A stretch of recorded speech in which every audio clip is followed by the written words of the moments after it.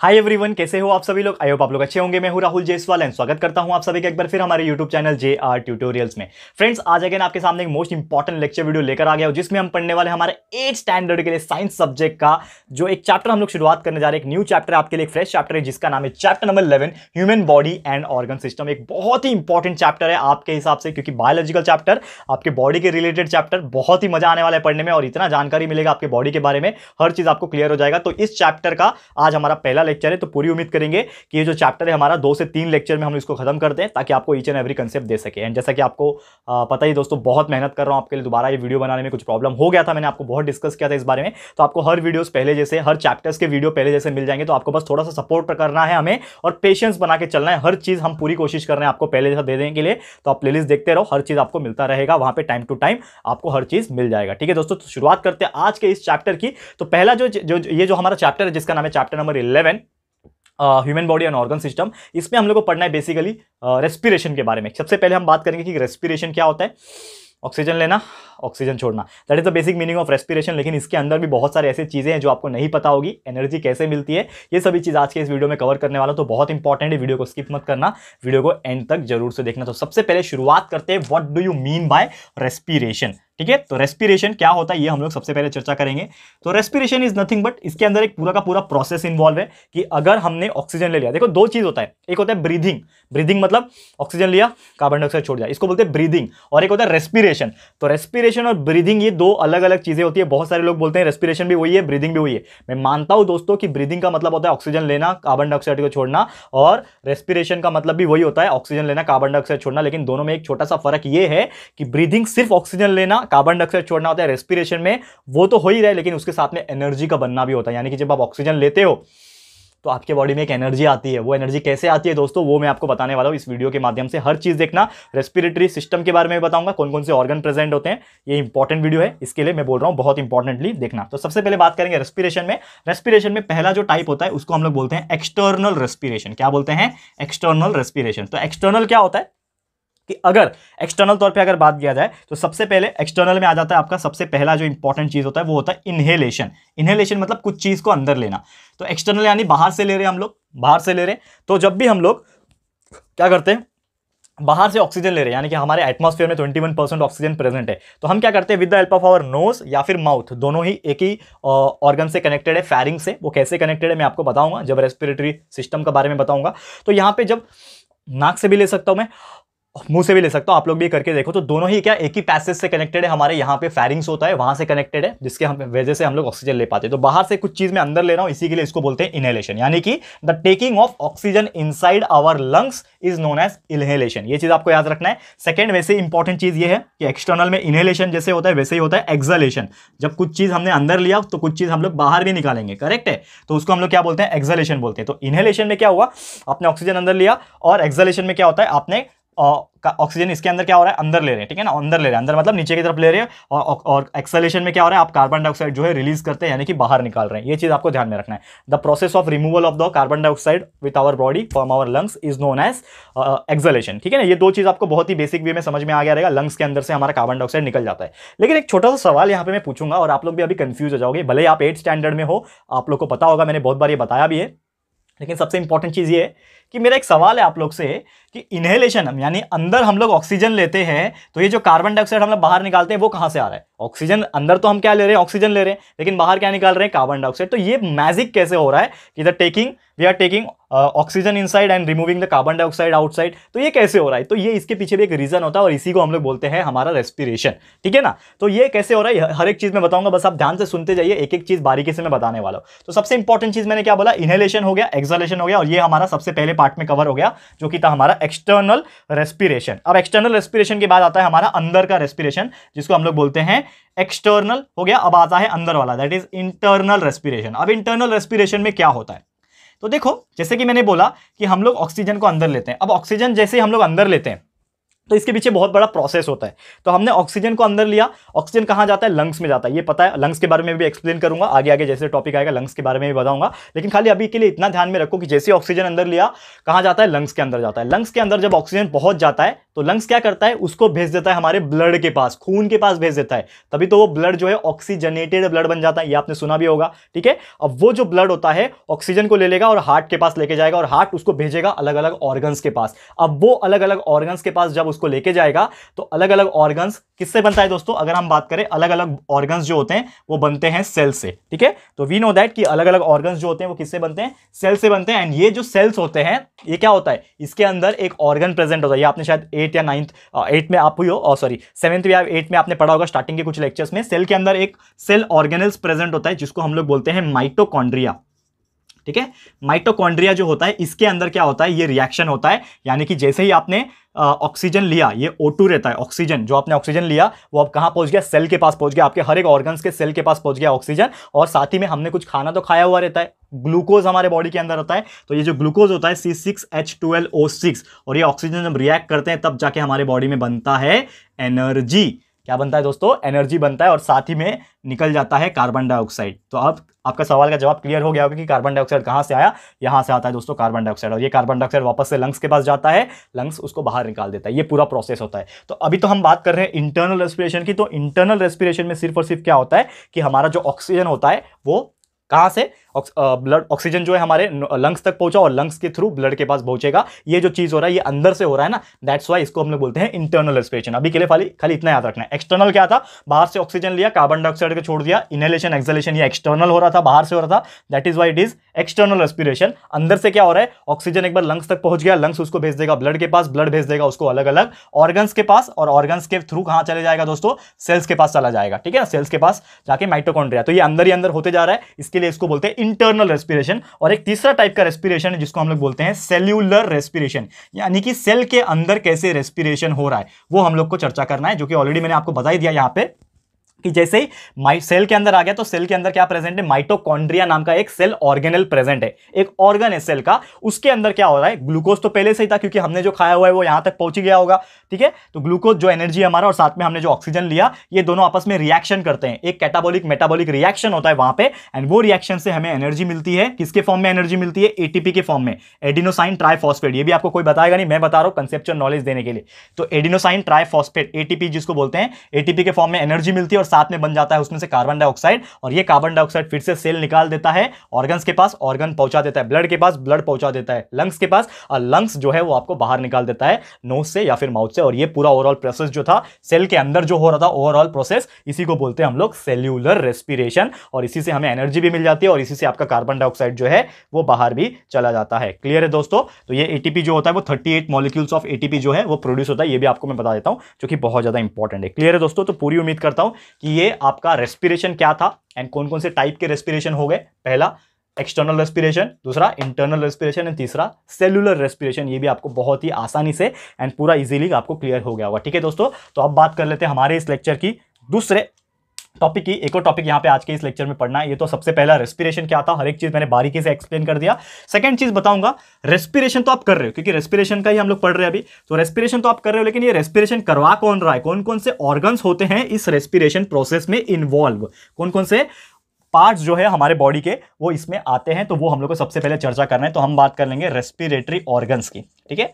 Respiratory organ system, ये कौन कौन से ऑर्गन सिस्टम आ जाते हैं इसके अंदर, वो सभी चीज हम लोग को डिस्कस करना है। तो क्या क्या होता है, जैसे मैंने आपको स्टार्ट में बताया, यहाँ पे पहले एक फ्लो चार्ट लिखूंगा। सबसे पहले एक बेसिक चीज सुन लो खाली आप ध्यान से। सबसे पहले हम लोग जो ऑक्सीजन लेते हैं वो या तो नोज से लेंगे या तो माउथ से लेंगे। तो हम लोग नोज कंसीडर करते हैं, माउथ तो हमारा सेकेंडरी फैक्टर है। जब हमारा नोज बंद रहता है, नाक जाम होता है, तो हम लोग मुंह से लेते हैं, लेकिन ज्यादातर 95% हम लोग किससे लेते हैं, नोज के थ्रू लेते हैं। तो यहाँ पे मैं एक फ्लो चार्ट बनाने की कोशिश करूंगा। सबसे पहले जो ऑक्सीजन होता है O2, वो हम लोग कहाँ किसके थ्रू लेते हैं, ऑक्सीजन जाता है नोज के पास। फिर नोज किसके पास भेजता है दोस्तों, नोज भेजता है अंदर, एक पार्ट होता है नाक के पीछे अंदर सिचुएटेड होता है, यहाँ के ऊपर, यहाँ पे आप देखोगे तो अंदर, जिसको हम लोग बोलते हैं फेरिंग्स, ठीक है। अब वो फेरिंग्स के पास जाता है, फेरिंग्स के पास से जाता है वो लैरिंग्स में जाता है, ठीक है। अब लैरिंग्स के पास वो जाता है हमारा जो पाइप होता है। किसका पाइप? जिसको हम लोग बोलते हैं विंड पाइप, ठीक है ना। खाने का पाइप तो अलग होता है, डाइजेस्टिव सिस्टम में आपने पढ़ा होगा, लेकिन वैसे ही एक पाइप होता है लैरिंक्स के पास से जाता है, वो विंड पाइप, यानी कि हवा का जो पाइप होता है जिसको ट्रेकिया भी बोलते हैं, ठीक है ना। विंड पाइप के पास जाता है। विंड पाइप उसको किसके पास भेज देगा? विंड पाइप भेज देगा उसको लंग्स के पास, ठीक है। अब लंग्स के अंदर क्या होते हैं? एल्वियोलाई प्रेजेंट होते हैं। ये सभी चीज मैं आपको एक्सप्लेन करने वाला हूं, इसके लिए मैं ये लिखा रहा हूं। एल्वियोलाई के पास भेज देगा। एल्वियोलाई से कैपिलरीज कनेक्टेड होते हैं, छोटे छोटे नस जो होते हैं ना आपके, छोटे छोटे पतले पतले नस होते हैं, कैपिलरीज के थ्रू वो ब्लड के पास चले जाएगा, एंड ब्लड के पास से फाइनली वो पहुंच जाएगा सेल के अंदर, एंड सेल के अंदर रिएक्शन होता है जिससे आपको एनर्जी एंड कार्बन डाइऑक्साइड बनता है। तो ये इतने सारी चीजें हम लोग को आज देखना है, बहुत इंपॉर्टेंट है, इसके लिए मैं बोल रहा हूं ध्यान से सुनो। सबसे इंपॉर्टेंट चीज ये है, सबसे पहला ऑर्गन क्या होता है? ऑक्सीजन नोज के अंदर जाता है। तो नोज क्या होता है? नोज इज ऐसा ऑर्गन जिसके अंदर 2 चैम्बर प्रेजेंट है। दिख रहा है? मैं सीधा लाइव दिखा रहा हूं आपको हर एक ऑर्गन अपना, तो लाइव दिखा रहा हूं। यहां पे नोज, इसके अंदर में 2 चैम्बर होते हैं, और चैम्बर क्या करता है? ऑक्सीजन को खींचता है, मतलब खींचता तो नहीं है, लेकिन आप क्या करते हो? उसको लाइक इनहेल करते हो कि ऑक्सीजन जो है अंदर जाता है, और अंदर जाने के बाद सीधा सीधा पहुंच जाता है किसके पास? सेकंड ऑर्गन, जो कि है हमारा फेरिंग्स। अब ये फेरिंग्स के पास जैसे ही जाता है, लेकिन नोज में एक और चीज बताऊंगा, नोज में आपके हेयर्स होते हैं, आपने देखा होगा। तो ये हेयर्स क्यों होते हैं ये भी मैं आपको बता दूं जानकारी के लिए। हेयर्स फिल्टर का काम करते हैं कि धूल मिट्टी हवा के साथ अंदर ना चले जाए, लंग्स के पास ना पहुंच जाए, नहीं तो आपको बीमारी हो सकती है। तो इसके लिए हेयर्स होते हैं, और आपको हेयर्स कट भी नहीं करने चाहिए ज्यादा अंदर के। बाहर जो निकल रहे हैं अच्छा नहीं दिखता, इसके लिए आप कट कर दो, लेकिन अंदर के जो हेयर्स है उसको नहीं कट करना चाहिए, नहीं तो आपका जो धूल मिट्टी है वो भी साथ में ऑक्सीजन के साथ चला जाएगा। तो ये तो सबसे पहले बात होगी किसकी? यहां पे नोज के थ्रू कहां चला गया? फेरिंग्स के पास चला गया। अब फेरिंग्स के पास गया, नोज हो गया यहां पे। अब फेरिंग्स के पास जैसे ही हमारा ऑक्सीजन पहुंचेगा, तो फेरिंग्स क्या होता है? एक ऐसा ऑर्गन होता है जिसमें आपका फूड पाइप और विंड पाइप दोनों ही सिचुएटेड होते हैं। तो समझ लो 2 नली है।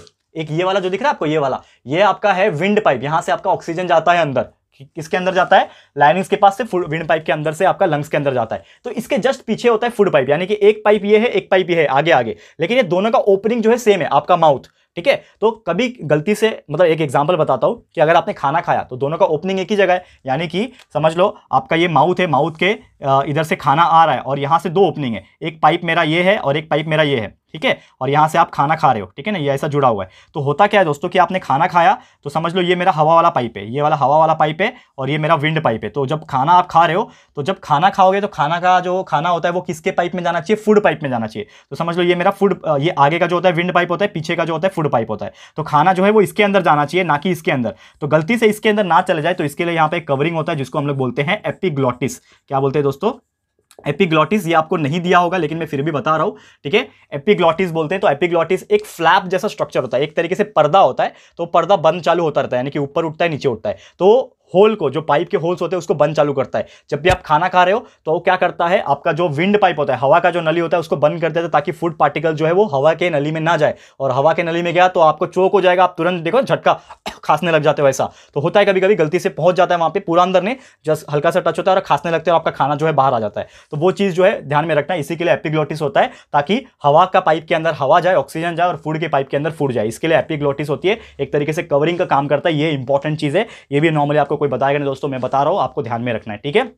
तो ये हमारे किसमें होता है? फेरिंग्स में प्रेजेंट होता है। फेरिंग्स के अंदर दोनों ओपनिंग थे पाइप के, विंड पाइप भी और फूड पाइप भी, ये प्रेजेंट होता है। और वहां पे एपिग्लॉटिस प्रेजेंट होता है, जो कि प्रिवेंट करता है ताकि आपका खाना जो है खाने के में जाए और हवा जो है हवा में जाए, ठीक है। अब उसके बाद आता है लैरिंग्स। तो ये लैरिंग्स तो आपको इंक्लूड नहीं किया, लेकिन मैं फिर भी जानकारी के लिए बता रहा हूं। ये फेरिंग्स ऊपर से आता है और ये आता है आपका लैरिंग्स। ये जो आपका बाहर निकलता है ना, बॉयज में आपने देखा होगा अक्सर, ये दिख रहा है आपको, ये बॉयज में अक्सर आपका ये बाहर निकलता है। और ये है आपका लैरिंग्स, जो उसको हम लोग क्या बोलते हैं? वॉइस बॉक्स बोलते हैं, यानी कि जो आपका साउंड जो बाहर आ रहा है, यानी कि जो आवाज है आपकी जो बाहर आ रही है ना, वो यहीं से आ रही है।